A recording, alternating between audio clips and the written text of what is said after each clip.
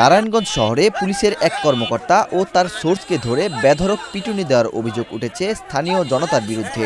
15 March রোববার বিকেলে গলাচিপা ও আলম খান লেনের মাঝামাঝি রেললাইন থানকাপড় মার্কেটের সামনে এ মারধরের ঘটনা ঘটে। স্থানীয়রা জানান, নারায়ণগঞ্জ রেল স্টেশনে এসআই মিজান ও তার এক সোর্সকে সঙ্গে নিয়ে হুঁশিয়ারি কর্মচারী রমজান ও তার এক সহযোগীকে আটক করে সিএনজিতে তুলে হ্যান্ডকাপ লাগানোর চেষ্টা করছিল। এ সময় ওই দুই যুবকের আত্মচিৎকারে আশেপাশের লোকজন এগিয়ে এসে এসআই মিজান সহ তার সোর্সকে আটক করে। তাদের পরিচয় জানতে চাইলে সোর্স নিজেকে র্যাবের লোক বলে পরিচয় দেয়।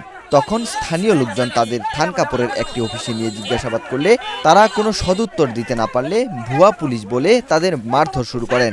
এতে করে ওই পুলিশ কর্মকর্তার জামা কাপড় ছিঁড়ে যায়। তাৎক্ষণিকভাবে সে দৌড়ে পালিয়ে যায়। পরে বাঁচাইলে আমাদের, ঠিক আছে, তো এই ভাইরা না থাকলে আমাদের অবস্থা আরো খারাপ হয়ে নিয়ে যেত থানায়।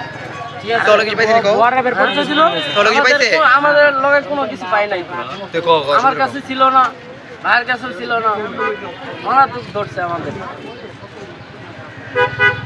একদম মাংনা হয়রানি করে লাগে।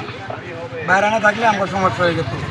মার্কেটে আসছিলাম, আমাদের পুলিশে হয়রানি করাইলো। করে বাসায় যাচ্ছি, হঠাৎ করে পুলিশ আমাদের আটকে রাখছে। আর আমাদের এলাকার বড় ভাইরা আর কি বাঁচাই দিচ্ছে, আমাদের মার্কেট থেকে বাঁচাই দিচ্ছে। মার্কেট থেকে ধরে নিয়ে বেলা করছিল রাস্তার থেকে।